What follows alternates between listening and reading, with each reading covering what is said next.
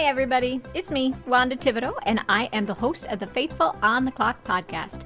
This episode is our first episode of our new year. We just celebrated the 1-year anniversary of our launch. And we're starting off strong by talking about how to overcome a fear of public speaking. I know that's a biggie for a lot of y'all out there, so hang with me, because I've got some good tips we're going to dive right into.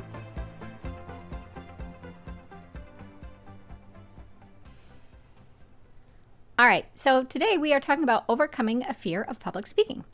Or for all of you language nerds out there like me, the technical term is glossophobia. And this is an incredibly common problem. You might have heard from different places that people fear it even more than death. And there are a lot of statistics out there on it. But one source I found, which I'll link to, asserts that 75% of people suffer from this. So 3 out of 4 people, okay? That's a lot. And it's important to address because most of us today, at some point, will be asked to speak in our work. And maybe that's not getting up on a stage per se. I mean, think about Zoom meetings or other platforms we use now, and how when you go to speak, they kind of highlight you or your window like you were under a spotlight.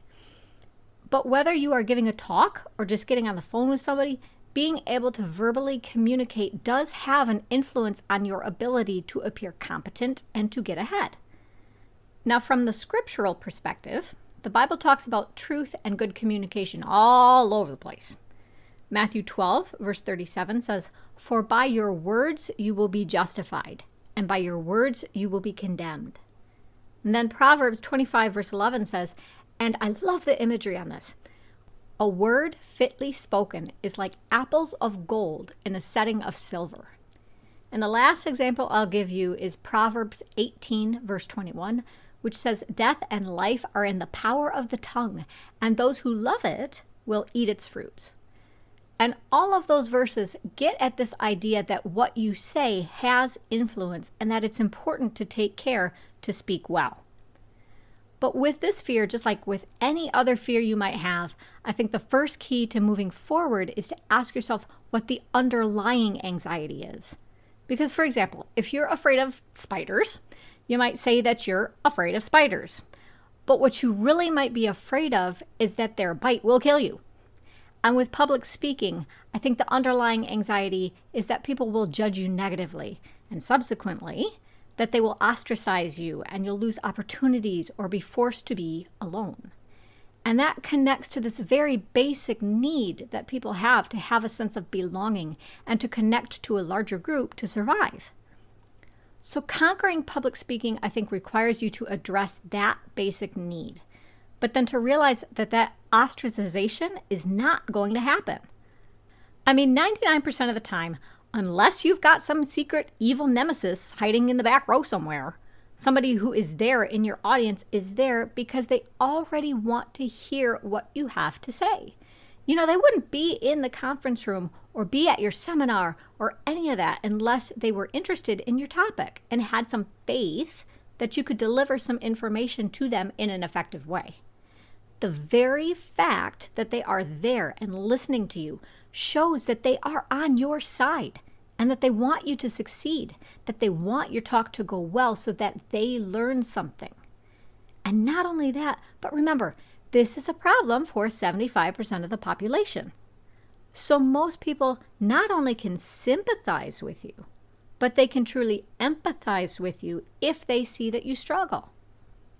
Now, kind of connected to this idea that we are scared of being judged is the idea that if we do public speaking, then we have to sound smart to give a good impression. And so what often happens is we start to stuff our talk with a lot of unnecessary jargon. Or we give tons of details where it's just not important. And of course, that just disconnects us from our audience. And so this is where the old advice from Steve Jobs and others comes in handy. Jobs was a big advocate of keeping your language brief and simple, ideally at an elementary school level. So I definitely recommend that as you prepare for your speech or presentation, you try to keep what you're saying as uncomplicated and conversational as possible. And one verse you can keep in mind here is Proverbs 10, verse 19, which says, "When words are many, transgression is not lacking, but whoever restrains his lips is prudent." The idea here is basically that the less you talk, the less risk you have of saying something that you shouldn't. That you need to think about whether what you're going to say is actually necessary or appropriate.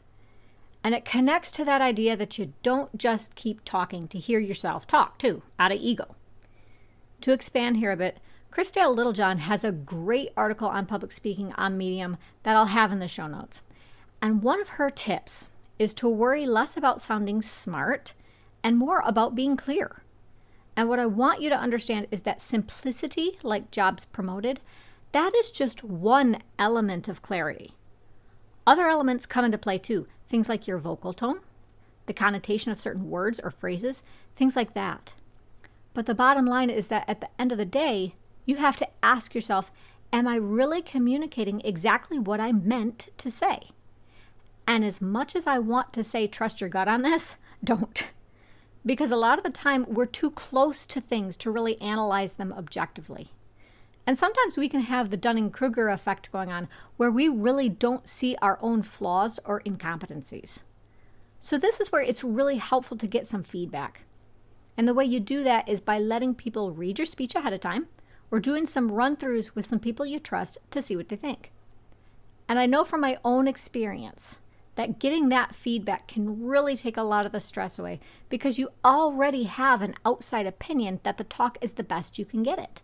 You know, there's less guesswork about whether or not you've hit a high mark. Now, one of the other things that Littlejohn talks about in her article, and I love this, she says to focus on the magic of transferring an idea from your mind into the mind of your listeners. You know, so your attention or focus isn't even on quality so much as it's on your ability to connect with other people and have an influence on the way they think and behave. You think about the fact that by choosing to communicate, you really can change somebody or change a community or even the world. And you know, professionals talk a lot about connecting to a deeper why with whatever you do. And we usually connect that concept to things like business vision statements. But you can use the same idea here and say, what is the vision I have for people by giving this talk? How do I want them to be after I leave the podium or shut my mic off?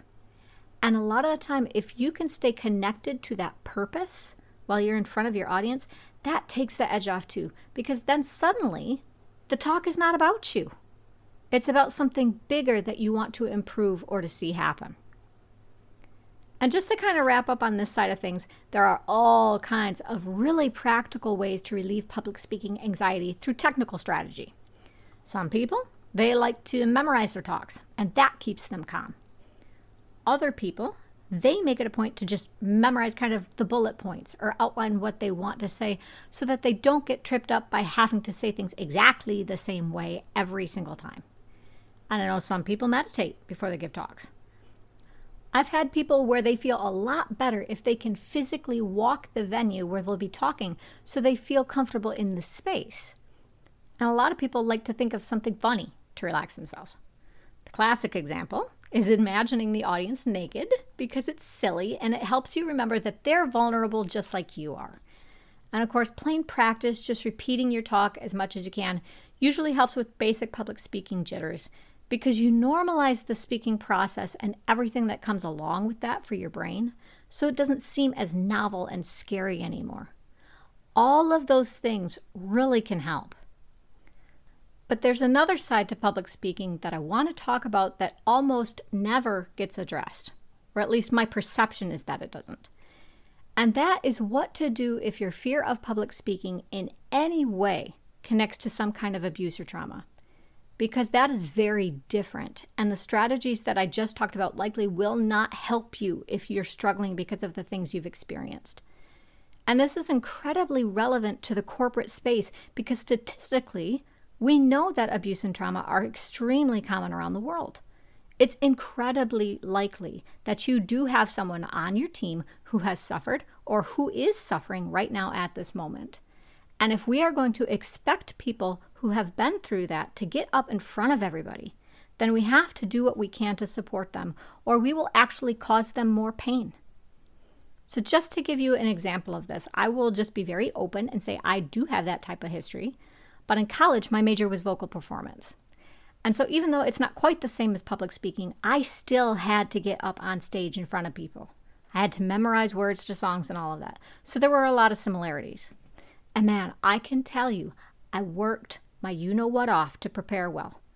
And I mean, this was to the point where my accompanists, they didn't want to book any more rehearsal time because they just didn't rehearse that much with other people. You know, that wasn't standard for them. But I'm telling you, I knew my stuff. But when I actually had to perform in front of people, it was this totally involuntary thing where all of a sudden I would just shut off. I kind of just zoned out in the middle of everything. And it wasn't predictable at all. It wasn't something that I could control. It was just a situation where my brain, because of my history, all of a sudden just said, nope, this isn't a safe place. This isn't a safe thing for you to do. We're just going to quit. We're out. And my professors would get so frustrated with me because they were perceiving me as just being unprepared. I was prepared. I was just going into freeze mode, and I didn't have a good way to communicate the why of that to anybody. So the point I'm getting at is that if your inner critic starts yapping, or if you on a subconscious level don't feel like you should be on that stage or in that conference room, wherever you are, you will have this battle going on where you want to give the talk, but the part of your brain that's trying to protect you won't allow it. Now, I wish I could tell you that there is a simple solution for this, but there isn't. The only thing that you can do is to commit to doing the hard inner work to resolve whatever insecurities or experiences are holding you back. You cannot take the old throw yourself into the pool to force yourself to swim approach to this. Do not let people tell you that you just need to get out there more and just do it, because it is a matter of feeling safe and valued, not a matter of repetition or practice. And what you need to feel safe and valued will depend on your own unique personality and what you have been through. Now, certainly things like talk therapy can be helpful. But what people are learning from the research on trauma is, and I've referenced Bessel van der Kolk's book on this before, it's called The Body Keeps the Score. But he points out that you basically have to retrain your nervous system so it relearns how to stay in a state of calm. And what the research says is that movement and interactive therapies can be really effective for this. So things like yoga, singing together in a choir with other people, sports games, or dance where there's rhythmic movement, all of those things help to connect us and get us used to physically acting through what we feel. And you might not think that public speaking is a physical thing, but it is. We use our breath, the vocal cords vibrate, we gesture, and if we don't feel comfortable, our brains will shut all of that down. So I guess if you want to think of it this way, just remember that if you release the body, you can release the trauma. And once you release the trauma, you release the voice. Now, before I leave this, I want to make very sure that you do not minimize anything. You might say, well, Wanda, this can't possibly be my problem. I don't have trauma. Nobody hit me. I grew up in a good home. We had plenty to eat. And the first thing I'll say to that is one of the hallmarks of trauma is difficulty with memory. You know, where maybe you have chunks of time where you just can't remember.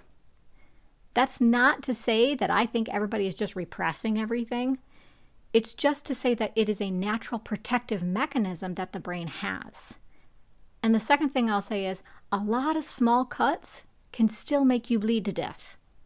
And what I mean by that is you can have a lot of what I will call small assaults. So for example, if you were a kid who got called names every day at school and there was no way for you to stop that, that is still trauma. And those kinds of experiences therapists now are referring to as complex trauma because it's not just one single big event. It's a ton of stuff that happens over time. If you want to think of it like drops of water on a rock, that's kind of what it's like, where eventually, if that goes on long enough, those drops of water will wear the rock away. They'll still cause damage, and they still influence how you feel about yourself. So if none of the usual strategies are working, and you find that no amount of preparation improves your consistency, then I definitely recommend that you just consider what you have experienced and find movement-based interpersonal activities to try where you can relearn how to feel a little bit safer. So those are my thoughts on how to overcome a fear of public speaking on a basic level and on a deeper, more trauma-informed level. And I'll just round out by saying, no matter where you're at with this or why you're having difficulty, give yourself time to improve. I think a lot of the time we want to be good at public speaking right away because there's so much pressure to be physically present for other people. We don't want to wait to give that confident image. But it does take time for you to get the rhythm of it and to let your defenses come down. So don't be too hard on yourself, and just know that you will get better if you don't give up on it. I can go back and listen to some of the first episodes of the podcast, and I definitely can hear how much more at ease I am now than I used to be. So just set yourself some small goals for each talk and keep looking for those small improvements along the way. So now, as I always do, I'd just like to invite you to join me in a quick prayer to close out the show. Lord, we know that words have power. You started the entire world with just a few of them. So I ask today that you give us peace as we try to get up in front of others. I ask that you will give us the patience to practice and to use good strategies.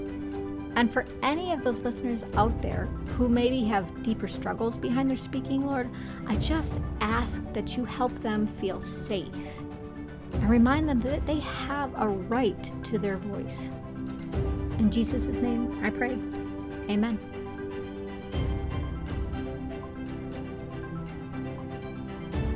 Well, people, I think this has gone on long enough, so I'll give you a sneak peek of the next episode, which is going to be about love versus emotional intelligence. In the meantime, sign up to support the show at patreon.com/faithfulonthe-clock, which will really give me the financial breathing room to produce more episodes and do more community building. And lastly, hopefully you heard it in the last episode, but I'll just give you another big reminder that we are moving to a bi-weekly format. So the next episode of the show comes out not next week, but in 2 weeks. If you go to faithfulonthe-clock.captivate.fm or your favorite podcast platform, you can subscribe to the show so you automatically get an update when that publishes. Have a wonderful morning, afternoon, or evening, and until that next episode drops, be blessed.